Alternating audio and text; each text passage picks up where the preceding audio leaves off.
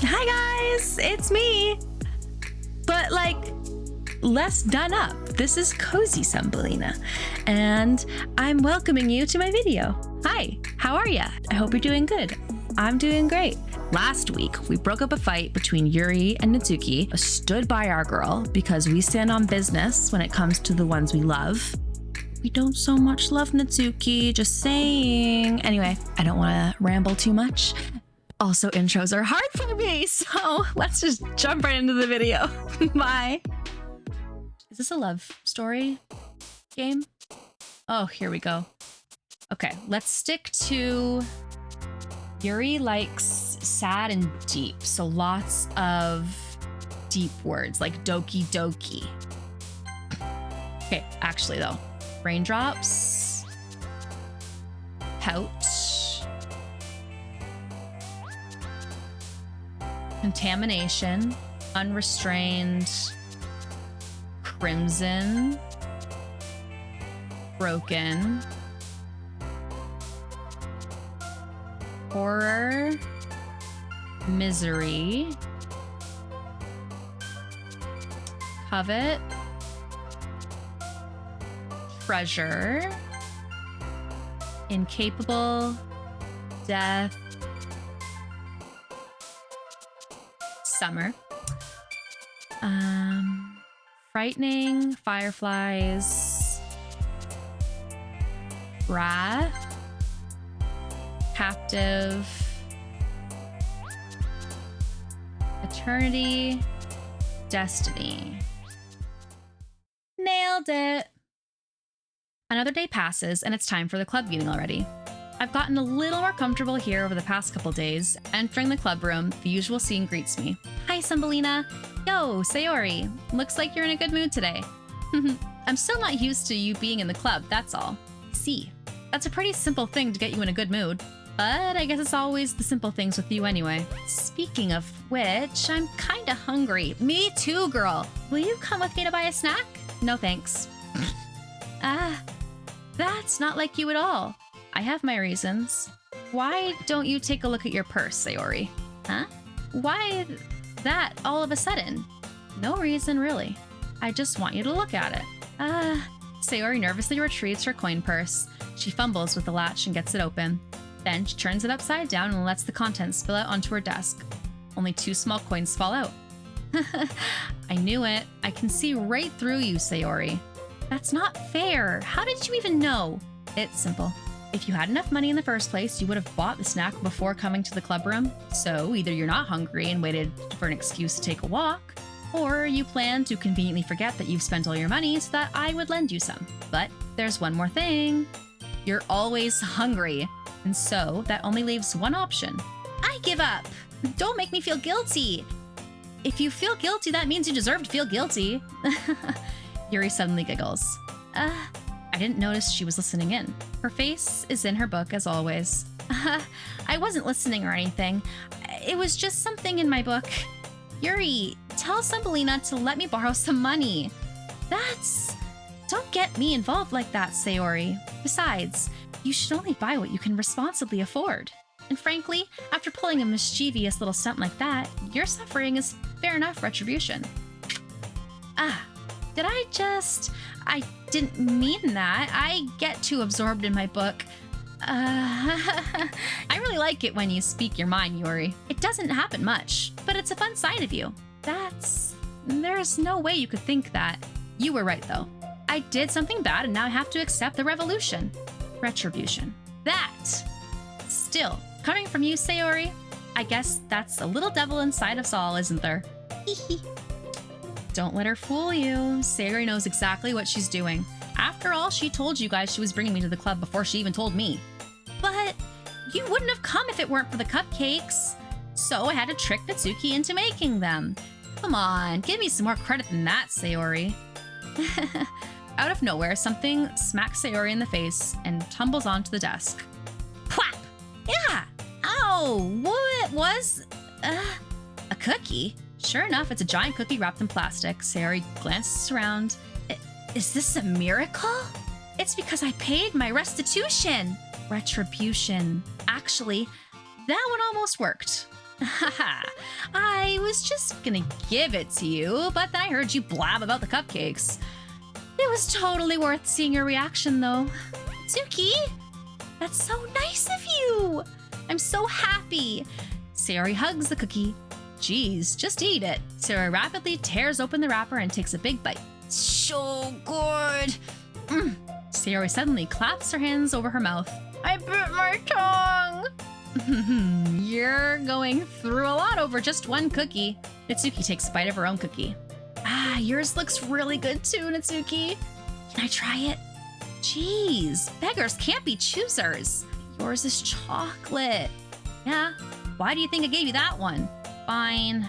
Still, I'm really happy that you shared this one with me. Sayori gets out of her seat and goes behind Natsuki and wraps her arms around her. Ah, jeez, I get it. Cookie still in hand, Natsuki reaches up to nudge Sayori off of her. Sayori suddenly leans down and takes a bite out of Natsuki's cookie. Hey, did you seriously just do that? Mouthful, Sayori trots away to safety. Yuri and I laugh as well. Geez, you're such a kid sometimes. This is so wholesome. Apart from a couple boob shots, for the disclaimer that was at the beginning of this episode. Monika, can you tell Sayori? Natsuki glances around. Monika isn't in the club room. Ugh, where's Monika anyway? Good question. Have any of you heard anything about her being late today? Not me. Yeah, I haven't either. That's a bit unusual. I hope she's okay. Of course she's okay. She probably just had something to do today. She's pretty popular after all. Do you think she has a... I wouldn't be surprised. She probably is more desirable than all of us combined. That's not true. Excuse me. Suddenly, the door swings open. Sorry, I'm super sorry. There you are. I didn't mean to be late. I hope you guys weren't worried or anything. Monika chose the club over her boyfriend after all. You're so strong-willed. Boyfriend?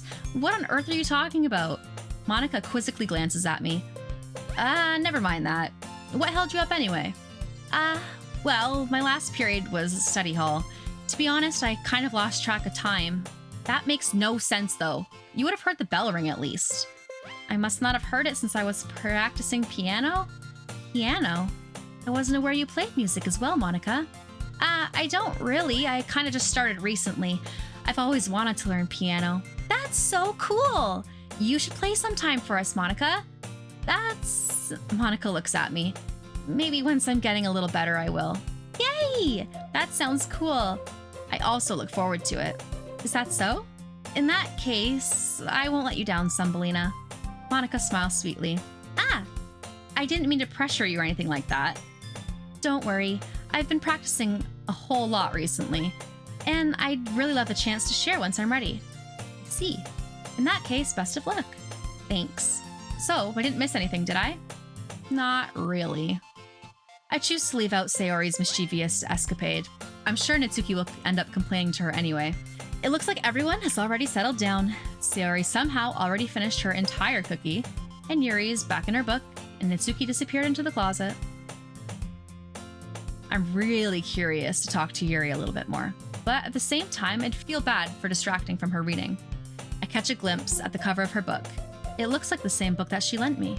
More than that, it seems like she's on the first few pages. Crap. I think she noticed me looking at her. She sneaks another glance at me and our eyes meet for a split second. But that only makes her hide her face deeper in her book. Sorry. I was just spacing out. I mutter this, sensing I had made her uncomfortable. Oh, it's fine. If I was focused, I probably wouldn't have noticed in the first place. But I'm just rereading a bit of this, so... That's the book you gave me, right? I wanted to reread some of it. Not for any particular reason. Just curious, how come you have 2 copies of the same book? Well, when I stopped at the bookstore yesterday... That's not what I meant.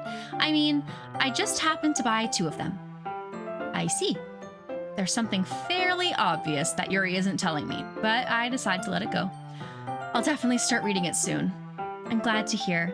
Once it starts to pick up, you might have a hard time putting it down. It's a very engaging and relatable story. Is that so? What's it about anyway? Well, Yuri closes the book and scans her eyes at the back. The book is titled Portrait of Markov. There's an ominous-looking eye symbol on the front cover. All right, I just want to make sure I don't accidentally give you anything away. Basically, it's about this girl in high school who moves in with her long-lost younger sister, but as soon as she does so, her life gets really strange. She gets targeted by the people who escaped from a human experiment prison. And while her life is in danger, she needs to desperately choose who to trust. No matter what she does, she ends up destroying most of her relationships, and her life starts to fall apart. That's kind of dark, isn't it? Yuri made it sound like it was going to be a nice story, so that dark turn came from nowhere. Yuri gently giggles all of a sudden. Are you not a fan of that sort of thing, Thumbelina? No, it's not that. I mean, I can definitely enjoy those kinds of stories, so don't worry. I hope so. Yeah, I totally forgot that Yuri's into these things. She's so shy and reclusive on the outside, but her mind seems so completely different. It's just that those kinds of stories, they challenge you to look at life in a strange new perspective. When the horrible things happen, it's not just because someone wants to be evil, it's because they have their own goals, their own philosophy that they believe in. Then suddenly, when you thought you related to the protagonist, they're made out to be totally naive for letting their one-sided morals interfere with their villainous plans. I'm rambling, aren't I? Not again. I'm sorry. Hey, don't apologize. I haven't lost interest or anything. Well, I guess it's all right then, but I feel like you'll need to know that I have this problem. When I let things like books and writing fill my thoughts, I kind of forget to pay attention to other people. So I'm sorry if I end up saying something strange. And please stop me if I'm talking too much. I really don't think you need to worry. That just means you're passionate about reading. The least I can do is listen. It's a literature club after all. That's true. In fact, I might as well get started reading it, right? You don't have to. What are you saying? Just a moment ago you said you were looking forward to it. Let me just get the book. I quickly retrieved the book that I had put into my bag. All right, it's fine if I sit here, right? I slip into the seat next to Yuri's. Yeah. Are you sure? You seem a little apprehensive. I'm sorry. It's not that I don't want you to, it's just something I'm not very used to. That is, reading in company with someone. I see. Well, just tell me if I end up distracting you or anything. All right. I open the book and start the prologue. I soon understand what Yuri means about reading in company. It's as if I can feel her presence over my shoulder as I read. It's not a particularly bad thing, maybe a little distracting, but the feeling is somewhat comforting. Yuri is in the corner of my eye. I realize that she's not actually looking at her own book. I glance over. It looks like she's reading from my book instead. Sorry, I was just... Yuri, you really apologize a lot, don't you? I do. I don't really mean to. Sorry. I mean... Here. This should work, right? I slide my desk until it's up against Yuri's, and I hold my book more between the two of them. I suppose so. Yuri timidly closes her own copy. Once we each lean in a little bit, our shoulders are almost touching. It feels like my left arm is in the way, so instead I use my right hand to hold the book open. I guess this makes it kind of difficult to turn the page. Here. Yuri takes her left arm and holds the left side of the book open between her thumb and forefinger. Sorry guys, the monitor that records everything shut off for a second, so we had to get my super handsome tech guy in here to fix it all, but should be good. If we've missed anything, we will fix it in our magic of editing. Anyway, it's as if I can feel the warmth of Yuri's face, and she's in the corner of my vision. Are you ready? To turn the page? Oh, sorry. I think I got a bit distracted for a second. I glance over at Yuri's face again, and our eyes meet. I don't know how I'll be able to keep up with her. That's okay. You're not used to reading, are you? I don't mind being patient if it takes you a bit longer. It's probably the least I can do, since you've been so patient with me. Yeah, thanks. We continue reading. Yuri no longer asks me if I'm ready to turn the page. Instead, I just assume that she finishes the page before me, so I turn it by my own volition. Abolition. I know that word. We continue the first chapter in silence. Even so, turning each page almost feels like an intimate exchange. My thumb gently letting go of the page, letting it flutter over to her side as she catches it under her own thumb. Hey, Yuri. This might be a silly thought, but the main character kind of reminds me of you a little bit. Think so? How does she? Well, I guess she's more blunt in a lot of ways, but she's also second-guessing all of the things that she says and does. Like, she's afraid she'll do something wrong. It's not like I can see into your head or anything, but it's kind of reminiscent of some of your mannerisms. I see. Yuri remains silent for a moment, but Thumbelina, that's probably a terrible thing to have in common with her. That's so embarrassing that you think that. Wait, I didn't mean it in a bad way or anything. Sorry, I didn't really know that you were self-conscious about that sort of thing. I guess I more meant it's kind of cute. What are you saying all of a sudden? Okay, everyone! I think it's about time to share today's poems with each other. We might not have enough time if we wait too long. Yuri exhales, spared from finishing her thought. Is that all right, Yuri? You look kind of down. I'm sorry if you haven't been looking forward to this. Oh, it's not. It's fine. Yuri releases her hand from the book, causing it to close on top of my thumb. All right, I guess I'll have to do some more reading tonight. Or would you prefer I only read it with you? I guess I don't have much of a preference either way. In that case, I'll read a little more tonight. It'll be more fun to read with you after it picks up a little bit, you know? That's good reasoning. In that case, feel free to finish the first 2 chapters in your own time. All right. I stand up and I make a mental note of where I left off in the book, and I slip the book into my bag. Who should I share my poem with first? We're talking to Yuri already. Let's do it. Let's see what you've written for today. Yuri stares at the poem with a surprised expression on her face. Do you like it? Thumbelina, how did you pick up on this so quickly? Just yesterday I was telling you the kind of techniques worth practicing. Maybe that's why. Did a good job explaining. I really wanted to try giving it more imagery. Yuri visibly swallows. Even her hands appear sweaty. I am not used to this. Used to what? I don't know. It's fine. Take your time. Yuri breathes and collects her thoughts. I know that Yuri likes to think before she speaks, so I offer that practice to her. Patience to her. Yeah, just being appreciated like this, I guess. This probably sounds really stupid, but seeing someone motivated by my writing, it just makes me really happy. Are you saying you've never shared your writing before? Yuri nods. Really? I don't believe it. I really only write for myself, and besides, people would just laugh at me. Do you really think that? Again, Yuri nods. Huh. You and your close friends? Yuri doesn't respond to that. I wonder why. Anyway, do you want to share your poem you wrote today? Yeah, I do. If it's with you. The raccoon. It happened in the dead of the night while I was slicing bread for a guilty snack. My attention was caught by the scuttering of a raccoon outside my window. That was, I believe, the first time I noticed my strange tendencies as a wandering human. Oh, as an ordinary human. I give the raccoon a piece of bread, my subconscious well aware of the consequences, well aware that the raccoon is fed and will always come back for more. The enticing beauty of my cutting knife was the symptom. The bread was my hungry curiosity. The raccoon, my urge. The moon increments its phase and reflects that much more light off of my cutting knife. Oh, it's long. Okay. The very same light that glistens into the eyes of my raccoon friend. I slice the bread, fresh and soft. The raccoon becomes excited. Or perhaps I'm merely projecting my emotions onto the newly satisfied animal.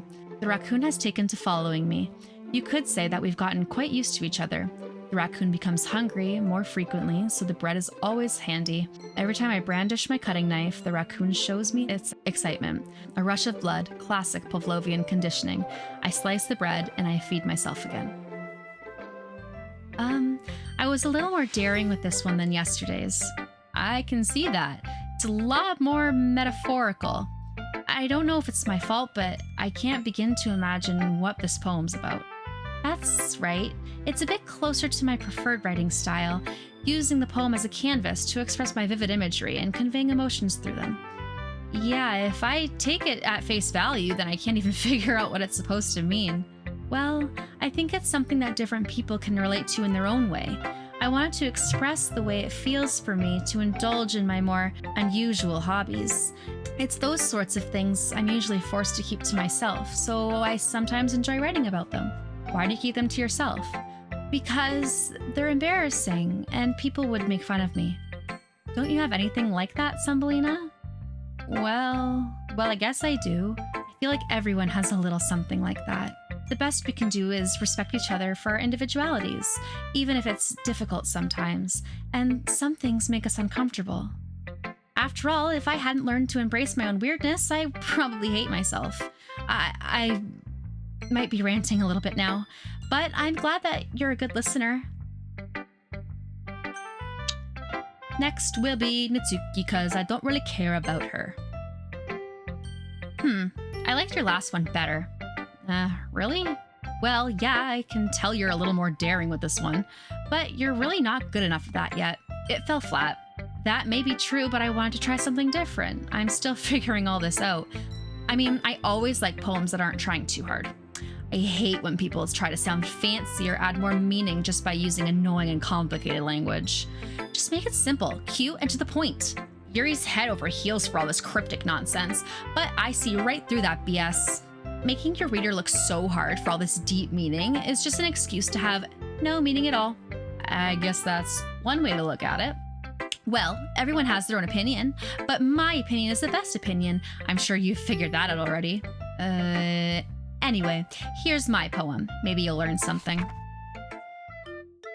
Amy likes spiders. You know what I learned about Amy? Amy likes spiders. Icky, wriggly, hairy, ugly spiders. That's why I'm not friends with her. Amy has a cute singing voice. I heard her singing my favorite song. Every time she sang the chorus, my heart would pound to the rhythm of the words. But she likes spiders. That's why I'm not friends with her. One time, I hurt my leg really bad. Amy helped me up and took me to the nurse. I tried not to let her touch me. She likes spiders, so her hands are probably gross. That's why I'm not friends with her. Amy has a lot of friends. I always see her talking to people. She probably talks about spiders. What if her friends start to like spiders too? That's why I'm not friends with her. It doesn't matter if she has other hobbies. It doesn't matter if she keeps it private. It doesn't matter if she doesn't hurt anyone. It's gross. She's gross. The world is better off without spider lovers. And I'm gonna tell everyone. Not bad, right? It's quite a bit longer than yesterday's. Yesterday's was too short. I was warming up. I hope you didn't think that was the best I could do. No, of course not. Anyway, the message is pretty straightforward in this poem. I doubt I have to explain it. Sometimes you can explain complicated issues with much simpler analogs, and it helps people realize how stupid they're being. Like, anyone would agree that the subject of this poem is an ignorant jerk. You know people like that? Of course, it's not how everyone thinks. That doesn't matter. It can be about anything. I wrote it to be easy to relate to. Everyone has some kind of weird hobby or a guilty pleasure, something that you're afraid people will find out. They'd make fun of you or think less of you. But that makes people stupid. Who cares what someone likes, as long as they're not hurting anyone and it makes them happy? I think people really need to learn to respect others for liking weird things. That's funny. Yuri wrote about something similar today. Huh? Did you say Yuri? Yeah. She said her poem was about an unusual hobby of hers. I didn't really get it, but she said something similar to you, that people shouldn't make each other feel insecure about those things. Really? Well, I mean, Yuri's pretty weird, so I wouldn't doubt that she has some weird hobbies. Not that there's anything wrong with that. It's not like I would judge her or anything. Itsuki has trouble finding her words. I guess I should try not being so mean to her. It feels like she's insecure about her weird behaviors and stuff. I mean, I always hate people who make me feel insecure. And Yuri made me feel insecure yesterday. But the way you put it, it sounds like she's learned her lesson. Well, I'd say so. Even if her writing style is really different, I'm sure she'll appreciate the message in your poem. It's what I do best, after all. I don't like writing unless there's a good message to take away from it. Like, conveying emotions is important. But I want to make people think, not just feel. Remember that. I'm going to write a good one for tomorrow, so look forward to it. Let's do Sayori. Ooh, I like this one, Thumbelina. It has some nice feelings in it. I'm glad. Still though, your tone makes it sound like you liked yesterday's poem better. I guess you caught me. Sometimes you know me a little too well for my own good. Well, don't just try to be nice about it. If I'm doing a bad job, I'd rather just hear it. No, I still like this one, I promise. You know I wouldn't lie to you, Thumbelina. Never, ever. Yeah, I guess so. What made yesterday's poem so great compared to this one, then? Well, I'm not very good at figuring out if poems are good or bad, but that's why I just go by my heart. It makes me feel things. Then it must be a good poem. I'm not sure exactly how it works. Then again, I guess conveying feelings is a pretty important part of this whole thing. Yeah, maybe. Honestly, I don't even know what kind of writing you like in the first place. Yeah, me neither. Why don't you at least try giving it some thought? Aw, you want to write something for me? That's so sweet. Yeah, right. But you're always thinking about other people. You need to think about yourself once in a while. If you don't, you might end up getting hurt at some point. Well, I don't really know what you mean, but I'll try to keep that in mind. Well, whatever. Anyway, let's see. I guess I like happy poems. Wait, sometimes I like sad poems too. Sometimes a little bit of both. There's a word for that, right? What's the word I'm looking for? Bittersweet. Yeah, I like things that are happy and things that are sad. Happy and sad? I can't see you liking something sad, Sayori. Well, I like happy the most, but sometimes when you have a little rain cloud in your head, a sad poem helps give the rain cloud a little hug and make a nice happy rainbow. Sayori, that's unexpectedly poetic. Is it? Maybe I'm getting better at expressing my feelings after all. Thanks, Thumbelina. I should go write that down then. You can read my poem now, okay? Bottles. I pop off my scalp like the lid of a cookie jar. It's the secret place where I keep all my dreams. Little balls of sunshine, all rubbing together like a bundle of kittens. I reach inside with my thumb and forefinger and pluck one out. It's warm and tingly. And there's no time to waste. I put it in a bottle to keep it safe, and then I put the bottle in a shelf with all my other bottles. Happy thoughts, happy thoughts, happy thoughts, happy thoughts in bottles all in a row. My collection makes me lots of friends, each bottle a starlight to make amends. Sometimes my friend feels a certain way, down comes a bottle to save the day. Night after night, more dreams, friend after friend, more bottles. Deeper and deeper my fingers go, like exploring a dark cave, discovering the secrets hiding in the nooks and the crannies. Digging and digging, scraping and scraping. I blow dust off of my bottle caps. It doesn't feel like time's elapsed. My empty shelf could use some more. My friends look through my locked front door. Finally all done, I opened up and in come my friends. In they come in such a hurry. Do they want my bottles that much? I frantically pull all them off the shelf, one after the other, holding them out, each and every friend, each and every bottle. But every time I let one go, it shatters against the tile between my feet. Happy thoughts, happy thoughts, happy thoughts, all in shards all over the floor. They were supposed to be for my friends who aren't smiling. They're all shouting, pleading something, but all I hear is echo, echo, echo, echo inside my head. Damn. Holy crap, Sayori, did you really write this? Of course I did. Didn't I tell you yesterday I was gonna write the best poem ever? Yeah, but I didn't expect something like this coming from you. Monica taught me a whole lot, and I've really been in touch with my feelings lately. I see that. It's almost kind of creepy. Creepy? Well, not exactly. Maybe because I'm so used to you being cheerful? Well, never mind. I'm thinking too hard about it. The point is, it came out good, so you should be proud of it. Aw, thanks. I feel like I was meant to express myself this way, even if it helps me understand my own feelings a little bit better. Writing is like magic. You've gotten pretty passionate about this, huh? I hope it keeps up. Yeah! Writing is the best. I'm gonna keep writing until I die. Don't get ahead of yourself. Sayori's always had a habit of getting obsessed with something before dropping it, no more than a week later. I wonder if this is one of those times, but seeing the passion in her eyes makes it hard for me to be pessimistic. All right, Monica, see what you got, girl. Hi again, Thumbelina. How's the writing going? All right, I guess. I'll take that. As long as it's not going bad. I'm happy that you're applying yourself. Maybe soon you'll come up with a masterpiece.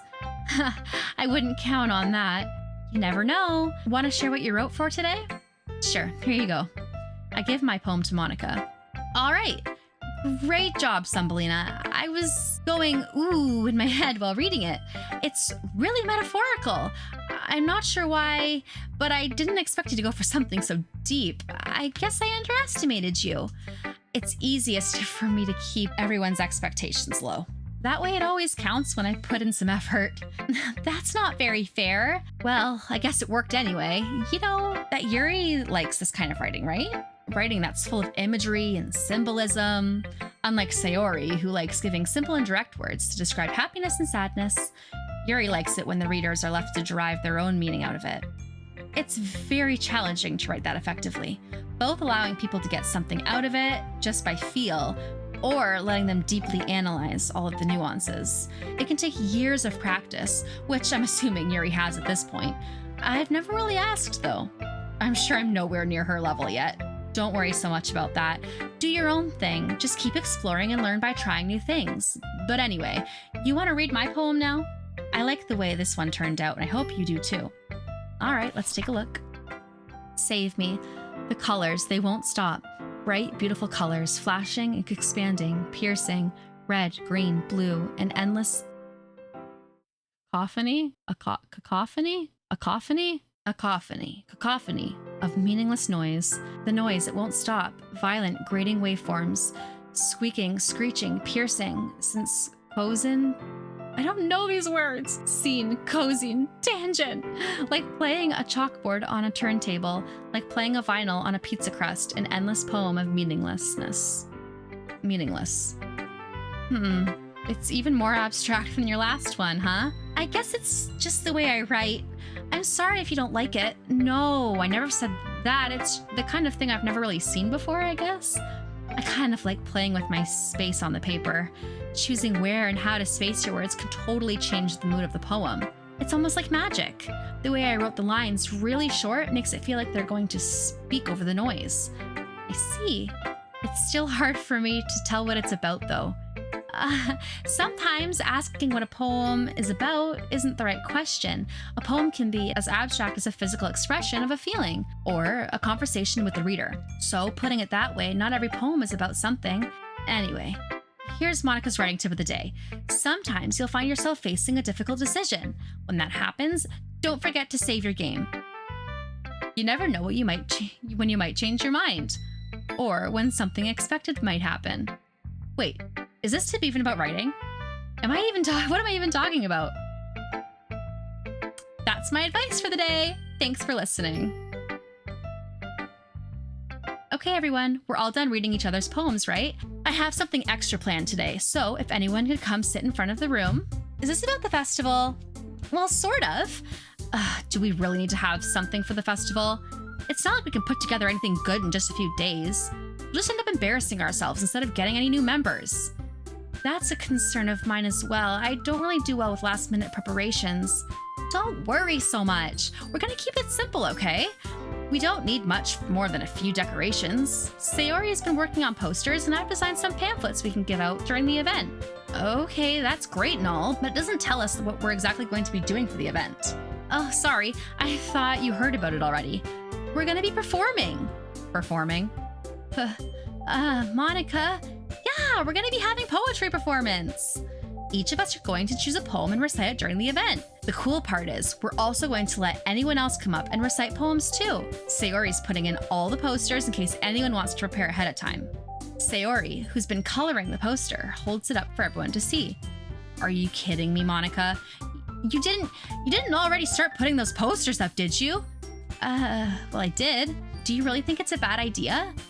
Well, no, it's not a bad idea, but I didn't sign up for this, you know? There's no way I'm going to be performing in front of a group of people like that. I agree with Natsuki. I could never in my life do something like that. Imagining it, Yuri shakes her head in fear. Guys, no, Sayori, I understand where they're coming from. Remember that Natsuki and Yuri have never shared their poems with anyone until a couple days ago. It's a lot to ask for them to recite their poems out loud in a room full of people. I guess I kind of overlooked that. I'm so sorry. But I still think we should give it our best. We're the only ones responsible for the fate of this club. If we start the event and put on a good performance, then it'll inspire others to do the same. And the more people that perform, the better we'll be able to show everyone what literature's all about. Yeah, it's about expressing your feelings, being intimate with yourself, and finding new horizons, and having fun. That's right. And it's those reasons that we're all in this club today.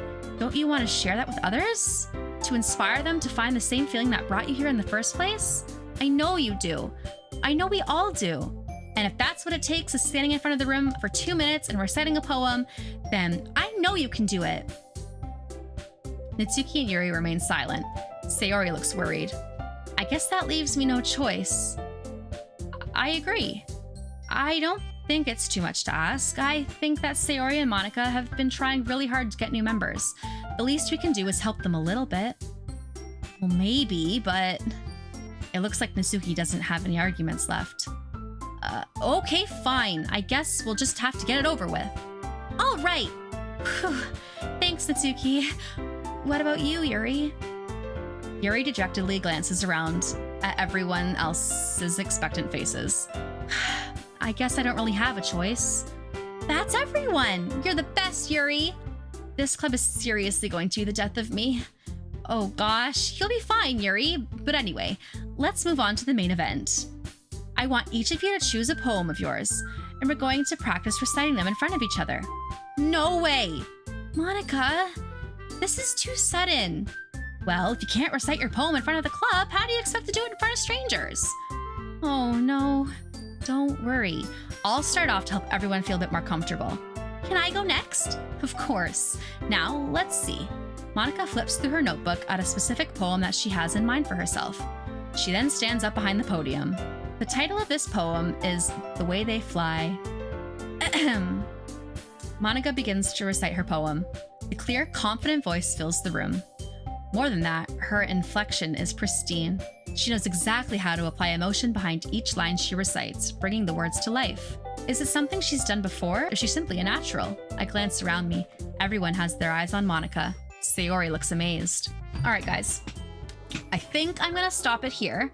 I was trying to find a good resting point. I don't know that there is one, so I'm gonna stop it here, and hopefully you guys had fun listening to me read aloud. I did not expect this from this game. I wasn't sure really what to expect. So far, it seems very like PG-13, or not even like very PG, something that like a school would have you play for English class. But I'm like stuck on the fact that there was like massive disclaimers in the beginning of this. So I know it gets deeper and I know it gets better. Yeah, I look forward to doing this again next episode, and you guys enjoyed. All right, guys, see you next time.